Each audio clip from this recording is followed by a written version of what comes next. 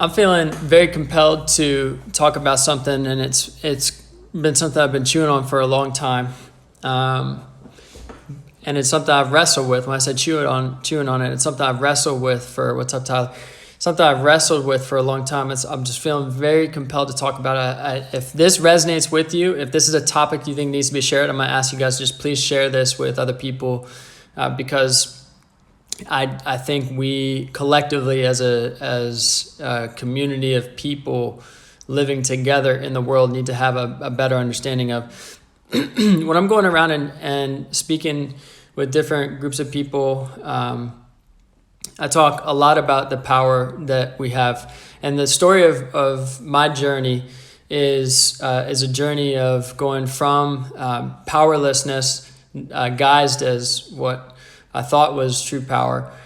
And what I mean by that is I had a lot of powerlessness in my life that was disguised or covered up, masked is probably the best way to put it, with ideas of what I thought true power were, like power, prestige, money and status, manipulation and control over a lot of things that I didn't really have control over, like other people and outcomes of certain things. What I'm trying to get at is that my journey from powerlessness to and the journey I'm still on to more authoritative power, true power in my life, has come with the understanding of the power that we have, or the root of the source of the power that we have from God, and our ability to have free will and choice in what we choose to believe about not just God, but ourselves and others. And just that very nature of having free will and having choice in our life is where our power lies. But I would say the second part of that is what we choose to do with it really matters. What we choose to do with our choice really matters. And if you guys are ever thinking about making a change in your life, you got to know that the first way to make that change is you got to make a choice. And that choice doesn't just start with your behavior, it starts with your beliefs. And your beliefs about yourself can empower you, it can change you, it can change what you do, it can change how you pursue things, it can change who you pursue. It can change all kinds of things, including your identity as a person.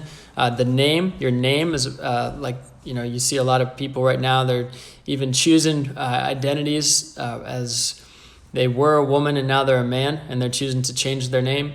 And what I want to highlight is maybe just actually that exact example.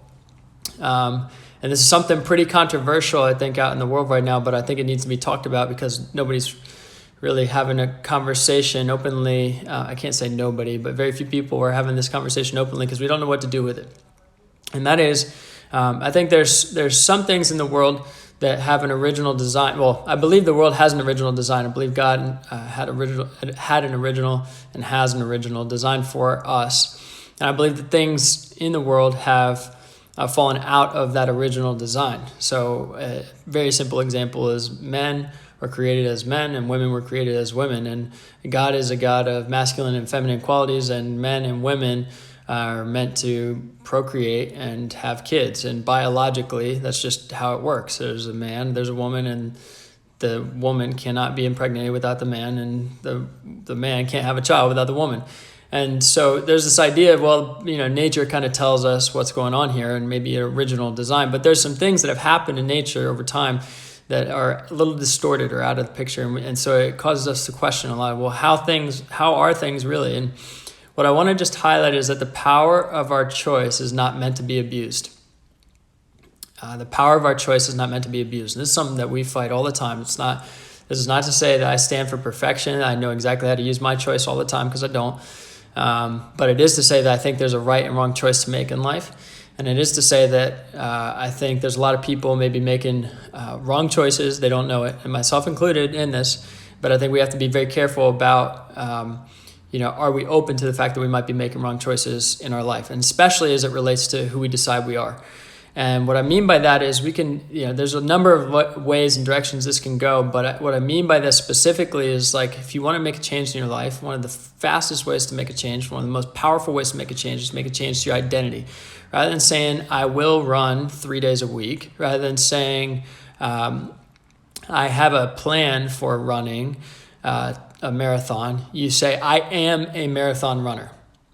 I am a marathon runner. And when you say I am a marathon runner, you are making the highest level form of agreement about who you are. If you want to become a musician, you don't say I have a guitar.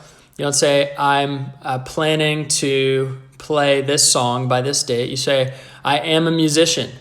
This is something that I do as a part of who I am, more importantly. And so when we think about identity, it's what we do, but it's also who we are in our character and our values. And so what we can do is we can use this choice for good. And we can say, I want to use this for good things in my life. We could also use this for bad, which you see a lot of people doing. And it's a dangerous thing to do. When we make agreements in our mind that we are a bad person, we make agreements in our mind that we have poor intentions for other people. We make agreements in our mind that we are not who we actually are. And this is where it gets to be like a really tricky subject, but specifically around, I've seen, and this is what happens when we don't have, I believe, like maybe certain understandings in our life. And the only way I can speak from this place is because I've received healing in certain areas of my life. Okay. But, there's some agreements that we make based on what people have said to us or done to us in the past that change the way that we see ourselves. There's some agreements we make based on what people have said to us or done to us in our past that change the way we see ourselves. Some people see themselves as not lovable. They see themselves as not feminine, even though they're a woman. They see themselves as not accepted. They see themselves as rejected. They see themselves as less than worthy. And that might be because of a parental figure in their life. That might be because of a bad breakup where they were told in that breakup based on somebody else's actions that they were not worthy of being loved. They were not worthy of really being accepted for who they are. And these are things that I've fought some of these things in my life, and I think we all do to some extent. And but some people fight them to a much greater degree. Some people fight them to a much greater degree. And it's what we choose to believe about ourselves that really matters here, because what I'm seeing right now is I'm seeing a lot of people who are making agreements that they are not who they truly are. They're not who they truly are. And there's this idea of living your truth. And living your truth is a really dangerous thing to do. Living your truth is a really dangerous thing to do. And here's why. Your truth is subject to your opinion, and without having a greater input, so to speak, on that opinion, then you're free to do whatever you want. And free will is a dangerous thing, as we know that we can choose to do two things with a knife, right? There's a number of different things, but if you think about it, you can use that knife for good or for bad. And the knife itself is not either. It just is. But you can use that knife to cook food for other people and have a lovely meal with your family. You can use that knife to harm somebody, right? It's what we choose to do with it that really matters. And what we're seeing is that people have been given the knife and they've been shown how to use it maybe in the wrong way against themselves even. And they've chosen, this is what I need. This is how the knife is meant to be used, but it's not necessarily meant to be used that way. And to just use free will in whatever way we please is to have a misunderstanding of the purpose of free will, to have a misunderstanding of the power of our choice. And it can lead us to a life that may seem good on the surface, but if we lead down that path for a number of years, we'll find that it's less than fulfilling. And what you'll see is, for example, if you have a few drinks, it's like it seems good at first, but then if you head down that path for long enough and in excess, it can lead to a life that is destructive. And it's not healthy, it's not good for us, it's not helpful to other people. You don't live the life that's really going to be your fullest life. And so when I'm sharing this, the reason I'm sharing this is because I think we need to become aware. When I'm sharing it, I'm sharing it from the place of that I just believe people are meant to be loved. I believe I love people. I want the best for people, and that's where it's coming from. But I'm sharing it because I really think that people don't have a full understanding of the power of their choice and what that's doing to them and what that can do for other people or do to other people when they're not aware of it. And there's a lot of examples right now of people who don't have a full understanding. And this is the journey we're on. And I say people, I'm not speaking like I know better than everybody, but I'm speaking like I have a particular part of my journey where I've moved maybe a little bit further along than some other people. And we don't have an understanding of who we are made in God's image.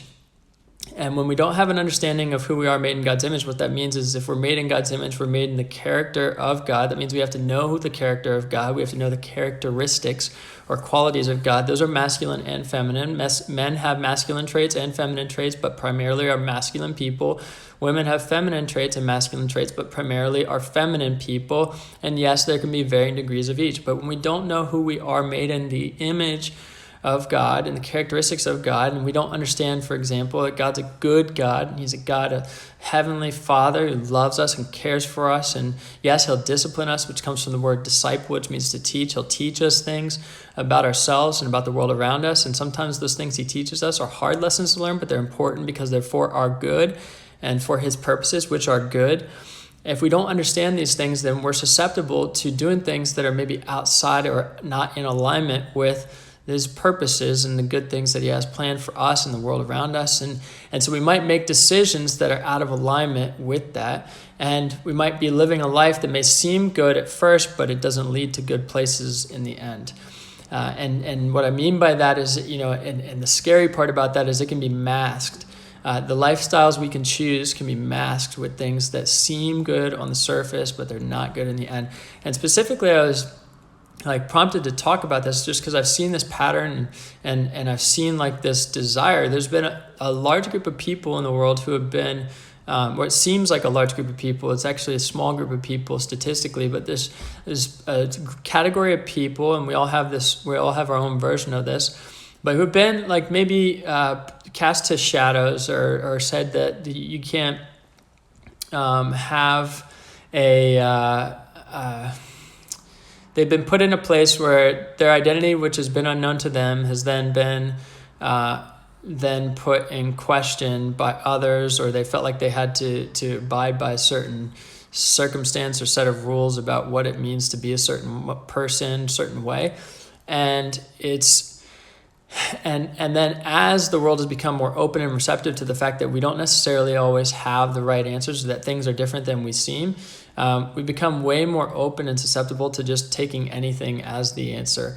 Meaning it's if you don't know who you are, you can choose who you want to be. You can choose to be a man, you can choose to be a woman, you can choose to be and the reality is, you can choose those things. The question is it the right thing?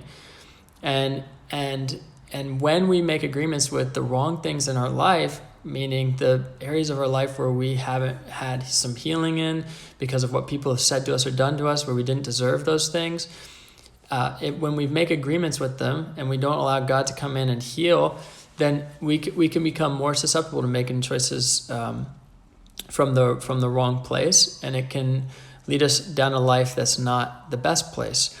And so I share this because I think that there's just a massive epidemic right now. And I speak about a particular topic of, choosing your identity in terms of gender, whatever it might be. And I'm not talking, there's a number of different layers to get into here. I'm just talking at a very high level. But this comes into so many other places of our life in terms of choosing our identity and what that looked like for me, for example, which was, being adopted at birth. I chose an identity based on an agreement I made with myself about being neglected, which was not true. I had chosen an identity based on the understanding that I had been neglected, and then that I had, and this was subconscious, by the way. So I'm talking about the subconscious programs that are literally the motivations in our heart driving us to make decisions in life. And at some point in my life, I made this agreement that I needed, because I had been neglected. And again, that's the lie I made an agreement with. I then needed to be self-directed to prove my value and worth to people in the world, because I wasn't obviously valuable enough to be kept when I was born. And it's a powerful thing, right, when you think about that. But what that led me to is a life where I was burning myself out. I was literally grinding my face to a grindstone, trying to prove through performance all these different, there's a very loud siren outside, sorry. I was trying to prove through performance all these different things that I could never get from the world, which is a true recognition of my value and worth as a person. We live in an imperfect world with imperfect people, and if I'm looking to validate my value from other people, then I'm set up for failure, right? I needed to have, it's in the order of relationships, it's God, self, others. If I'm looking for my validation from other people, well, then that will then inform my validation of self, and then that informs my validation of God. And it's the wrong order, because God's a perfect God and people are imperfect people living in a broken world. And so if I'm looking out this way before I look this way, it's going to set me up for failure. And that's what I was doing. And it wasn't until this became highlighted to me that I was able to start making changes to my life, and mainly my motivation, but how I saw myself. And how that changed me, I don't have words for. There are no words for that. And I see it all the time. I have a very unique perspective. I know everybody watching or listening has a unique perspective. I have a unique perspective in speaking on certain things because of the depth of experiences that I get to experience vicariously by listening and having very powerful, deep coaching conversations with people. And I know a lot of you guys have some amazing conversations with friends, or some of you guys might be in the field where you're listening to people with these powerful experiences and you're helping them in their mindset or in their heart. And I think we all bring something to the table with that, but I think it's important to recognize or share the things that you're learning that you find so much clarity in, because other people who don't have that perspective can learn from that. We can gain from that. And I think there's something really to be gained in the midst of a world with a backdrop of an identity crisis or not knowing who we truly are. I think there's something serious to be gained by understanding that we've made agreements with our parts of our past that are not necessarily true, lies. And these lies keep us from living a life where we will be fulfilled and, guess what, truly happy. Truly happy. I'm not talking about the happiness, the external happiness that we get, short-term satisfaction, or where we think we're happy, but I'm talking about this deep joy and contentment and peace inside, where we are in alignment with what really is God's way for our life. And I can't name what that is 100% for you.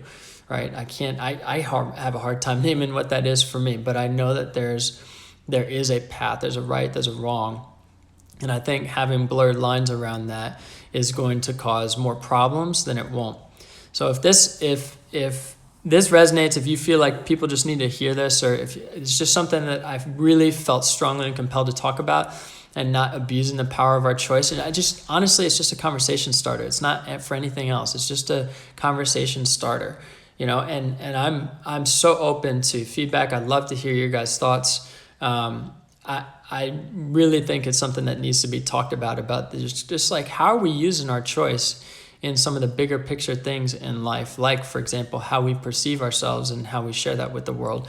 And if this is a new idea to you, I mean, use this. Please, I hope everybody can use this to their benefit. That's the idea, is I want you to use this to your benefit. It's like understanding the power of your how you see yourself, and the greatest agreement you can make is the I am, right? And I am blank, whatever agreement your language is using. Okay, words matter. They do matter, despite what people say.